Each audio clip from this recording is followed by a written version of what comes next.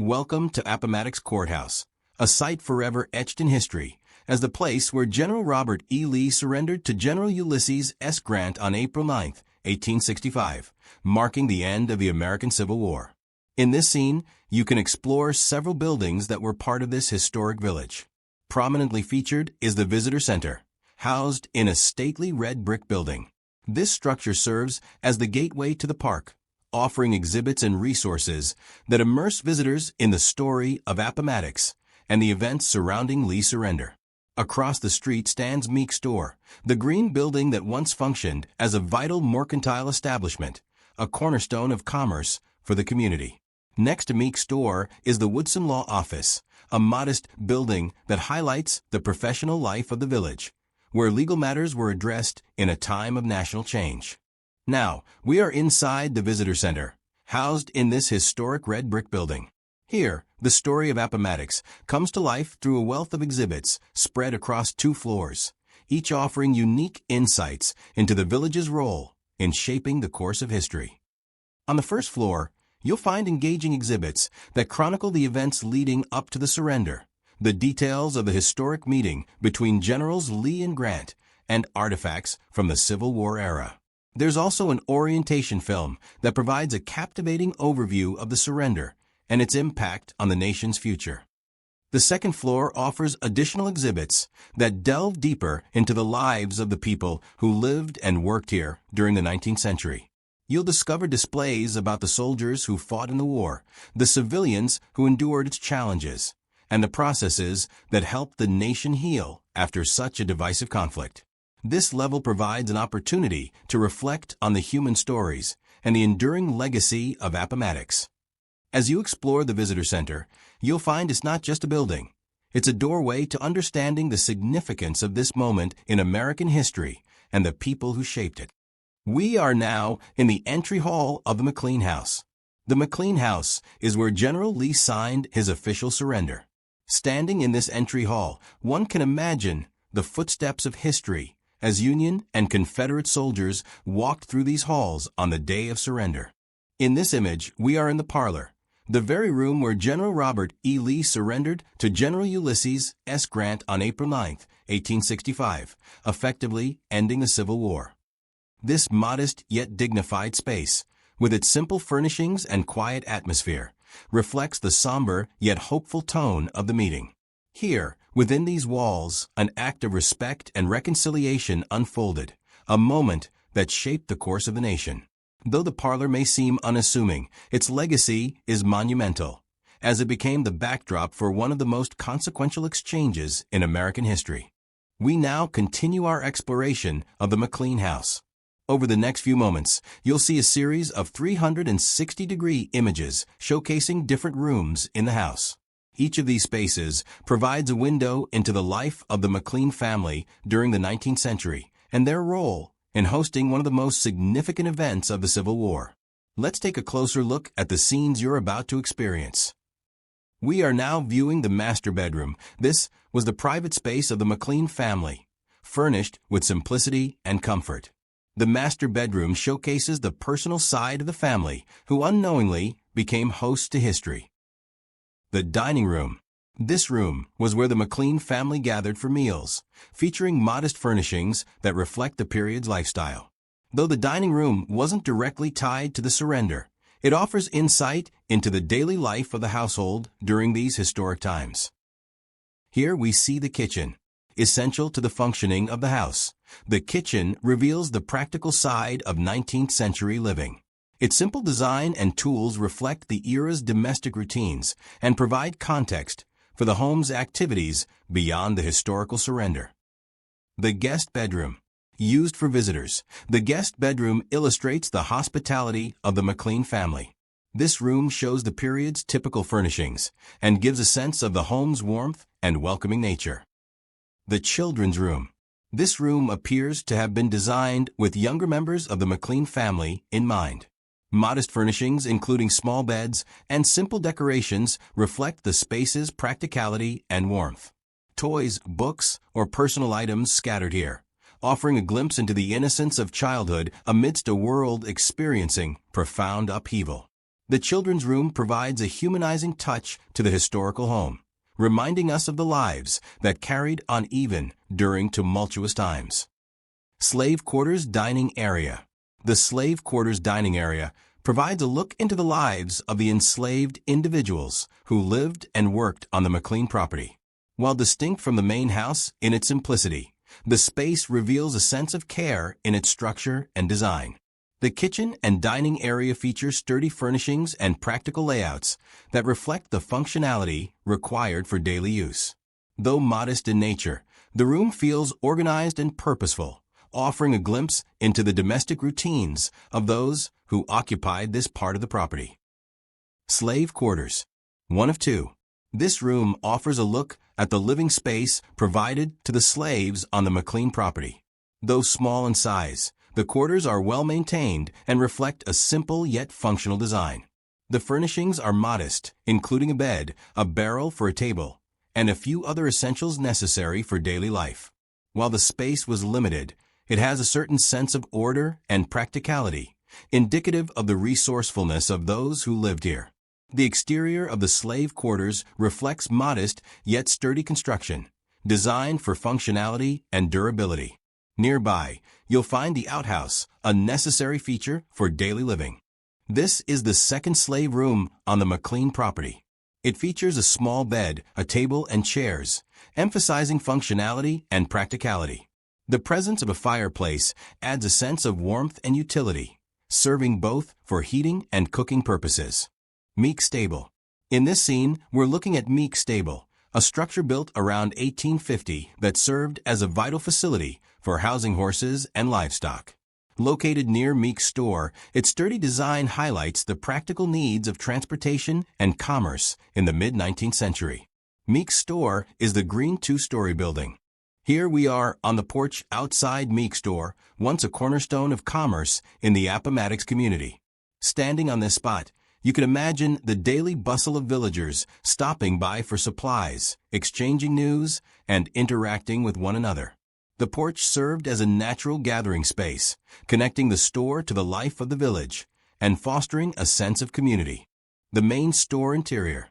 In this image, we're inside Meeks' store, a hub of commerce for the village of Appomattox. This main area likely served as the heart of the store, stocked with essentials such as food, tools, and other goods that supported daily life in the mid-19th century. Imagine locals stepping through the door, browsing shelves, and exchanging news as they made their purchases. The simple yet functional layout of the space reflects the practical needs of the community during this time in history. The back room or storage area. Here we see another part of Meeks' store, the back room, which may have been used for storage or additional merchandise. This area would have played a crucial role in maintaining the store's operations, keeping extra goods organized and ready to replenish the shelves in the main store. Its design and contents highlight the efficiency needed to sustain commerce in a small, bustling village like Appomattox. County Jail, main floor officers area. In this scene, we're on the main floor of the county jail, where the officers conducted their duties. This area was likely used for administrative tasks, such as record-keeping, processing prisoners, and ensuring the operations of the jail ran smoothly. The space is practical and efficient, designed to support the daily work of maintaining law and order in the village. It offers a glimpse into the structure and organization required for justice during the mid-19th century. County Jail, Sheriff's Sleeping Quarters. In this scene, we're inside the sheriff's sleeping quarters, located within the county jail.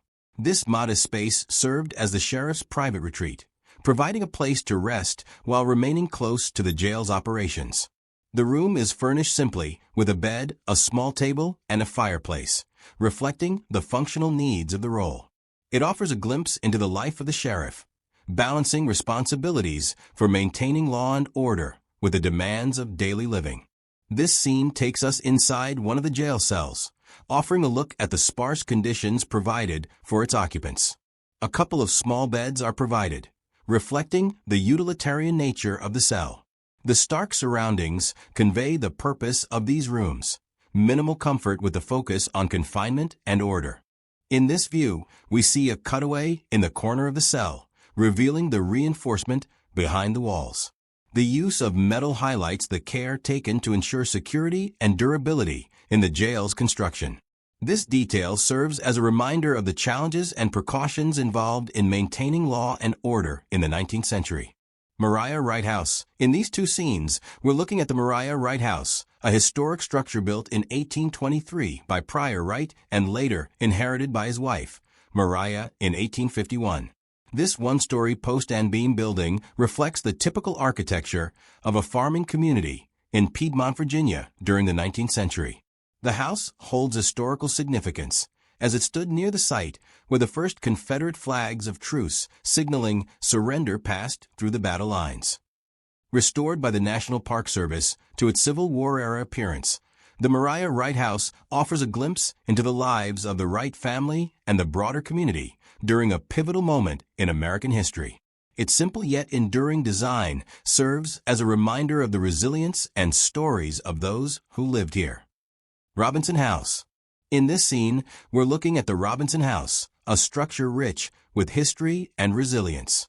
Originally built in the early 19th century, this home became a symbol of transformation after the Civil War. In 1871, John Robinson, a formerly enslaved man and skilled cobbler, purchased this house and made it his family's home. He also ran his shoemaking business from the basement, contributing to the community and building a legacy of independence and entrepreneurship. The Robinson House stands as a testament to the strength and determination of those who sought a new beginning after emancipation. Its walls hold stories of perseverance and progress, offering a powerful reminder of the human spirit's ability to overcome adversity. In this scene, we're standing near the area where Generals Lee and Grant first met to discuss the terms of surrender. On the morning of April 9, 1865, Lee sent a message to Grant requesting a meeting, and their initial encounter took place here, just outside the village of Appomattox Courthouse. This location, marked by its quiet surroundings, set the stage for the beginning of a historic exchange that would lead to the end of the Civil War. Though brief, this meeting was a pivotal moment, as it initiated the process that would culminate in the formal surrender later that day at the McLean House. The significance of this spot lies in its role as the starting point for a conversation that would change the course of American history. We conclude our journey here in the Theater of the Visitor Center, a space where visitors can immerse themselves in the story of Appomattox through captivating films and presentations. We hope this recording provides a sense of the experience, and we apologize for any shaking in the footage as we capture this view for you.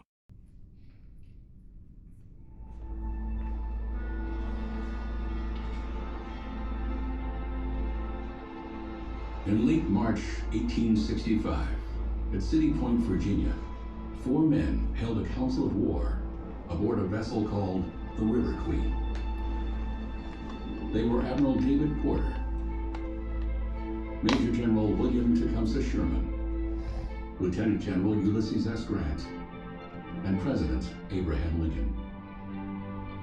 They were all confident the Union was about to win the Civil War at last. But then, when they did, what should they do with the former Confederates? Let them all go, officers and all. I want no more bloodshed. We want those people to return their allegiance to the Union. Abraham Lincoln's wishes would be carried out in one of the pivotal events in all of American history: the surrender at Appomattox.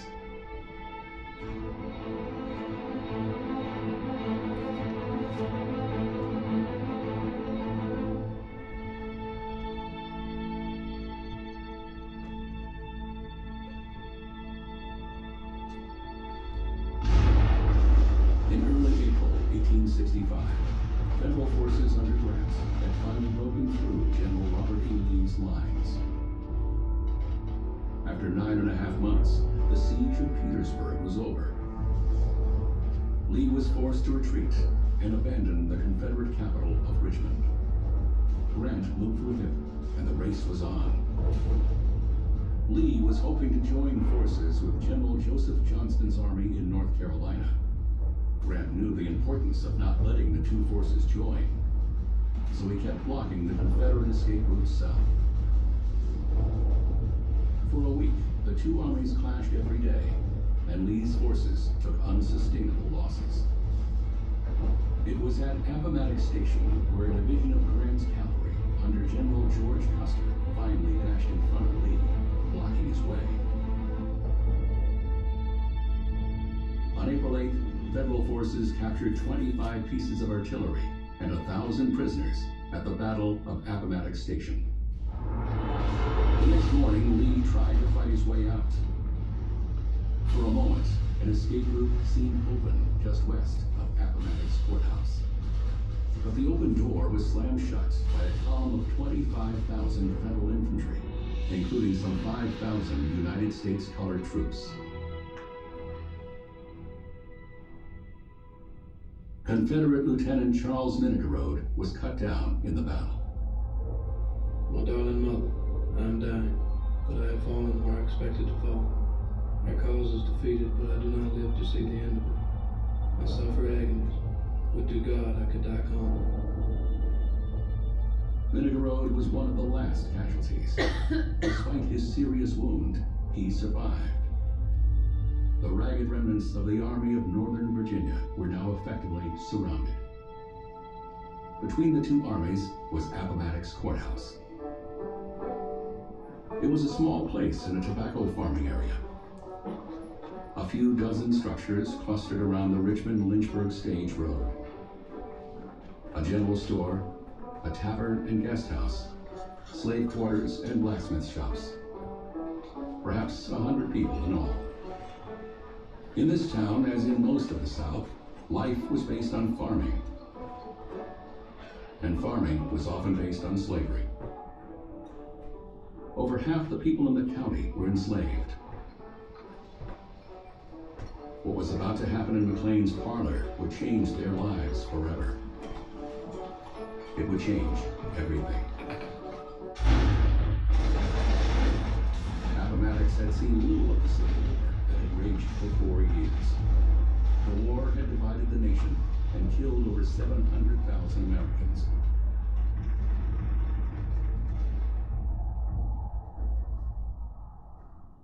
April 9th, 1865. At about 10 o'clock in the morning, Federal soldiers saw a lone horseman approaching.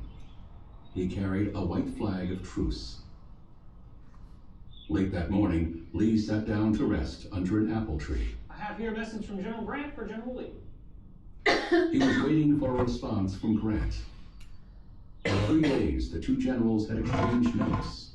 I shall see to it that he gets this immediately. Thank you, Colonel. In the last one, Lee used the word surrender. Grant asked Lee to pick a place where they could meet. Lieutenant Colonel Charles Marshall of Lee's staff went into the village and chose the home of Wilmer McLean. At about 1 in the afternoon, Lee went inside and waited in the parlor.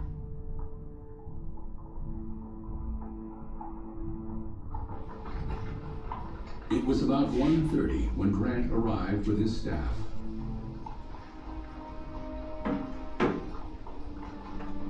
They had ridden more than 20 miles. Grant's trousers were tucked into his muddy boots.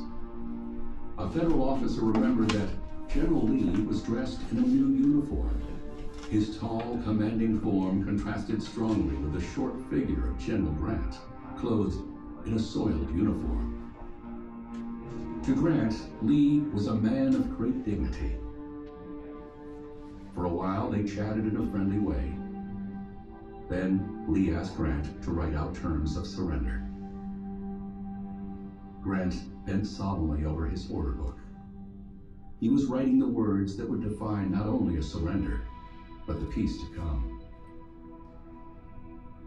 Ulysses S. Grant and Robert E. Lee were the supreme generals of an epic war. That day at Appomattox, both generals acted as catalysts for peace. Each had a vital choice to make, a choice that would resonate in history. Lee's choice had come early that morning when a fellow officer suggested they let the army scatter. After all, Confederate President Jefferson Davis had called for guerrilla warfare. But Lee saw what that would mean. The country would be full of lawless bands, he said. It would take years to recover. Lee would take defeat instead. Grant's finest hour came now, as he wrote the terms of surrender. The plans laid on the River Queen would come to fruition. Lincoln's heart was tenderness throughout, an eyewitness said. As long as the rebels laid down their arms, he did not care how it was done. Now, at Appomattox, Grant carried out the president's wish. Each Confederate soldier would have to promise not to take up arms again. But this done, Grant wrote, each officer and man will be allowed to return to their homes, not to be disturbed by the United States. Grant paroled the Confederate soldiers, all of them. Now Lee came forth with a special request. Many of his men owned their horses. Could they take their animals back to their farms? Grant knew how essential a horse could be for a farmer. He consented to Lee's request, and then he gave rations to the hungry Confederates. This will do much toward conciliating our people, Lee said. Each man had made his choice, hoping to end the war with civility and mercy for all. Grant signed his terms, and Lee his acceptance. It was 3 p.m. on Palm Sunday, April 9th, 1865, and it was over. As Lee rode away, a Pennsylvania regimental band across the road from the McLean House struck up a tune, Auld Lang Syne.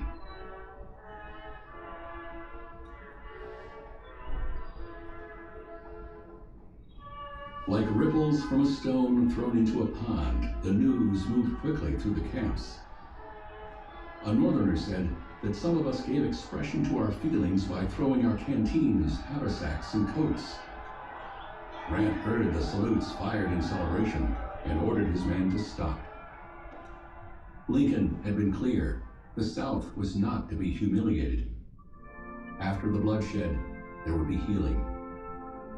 One Confederate wrote, "The army we had been fighting so long that we were now surrendering to suddenly overwhelmed us with kindly courtesy. It is impossible to estimate the comfort this treatment gave us." A private captured the emotions of the moment. I never expected to see men cry as they did. All the officers broke down and wept like little children. And, oh Lord, I cried too. In the Clover Hill Tavern, a hand-crank press was quickly set up to print parole passes for each Confederate soldier. With these passes, the Southerners could go home.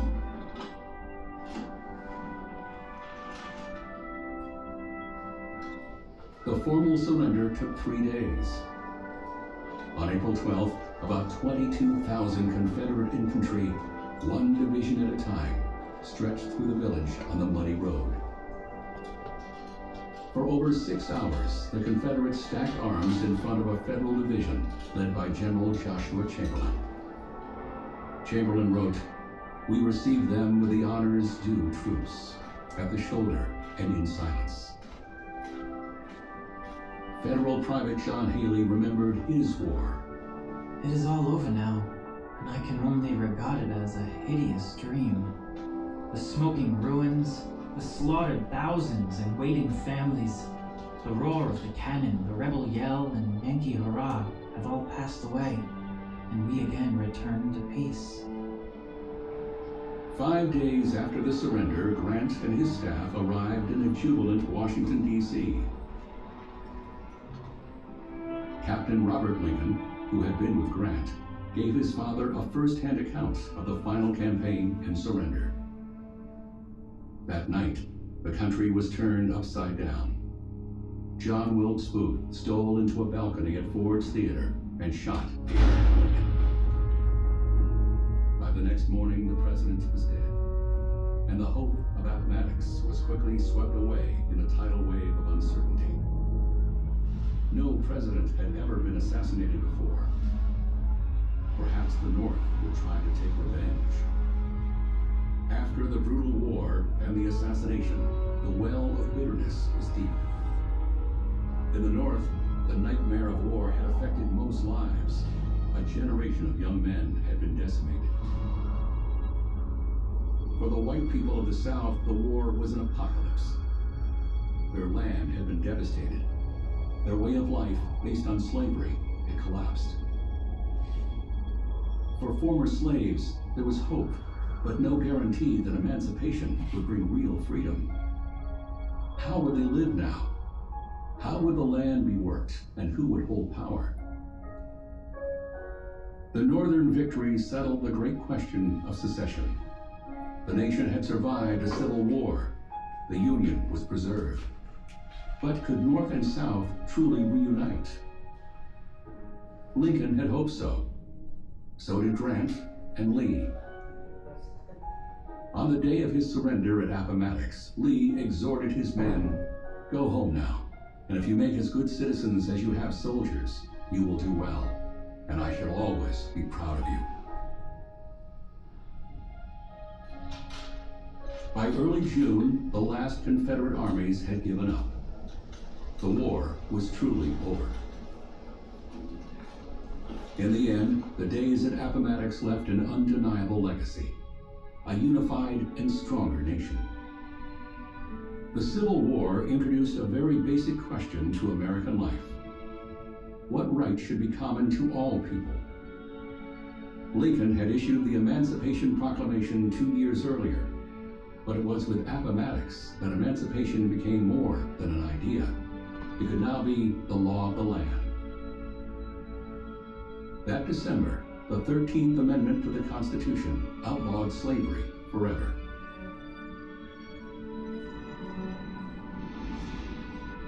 Emancipation set the country on a path to equality, and that path has proven to be long and steep.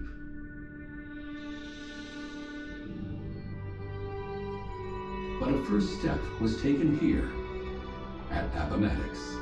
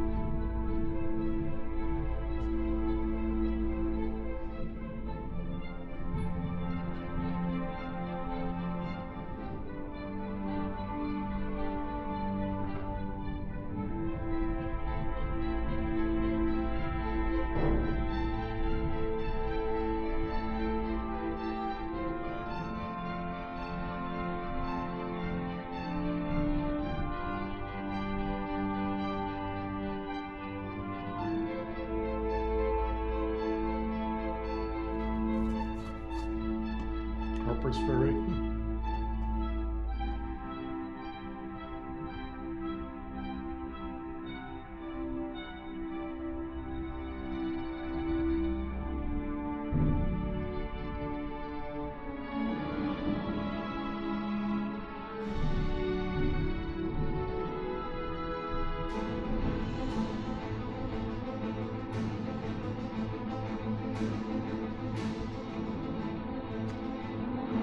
A lot of credits. Yes, it is.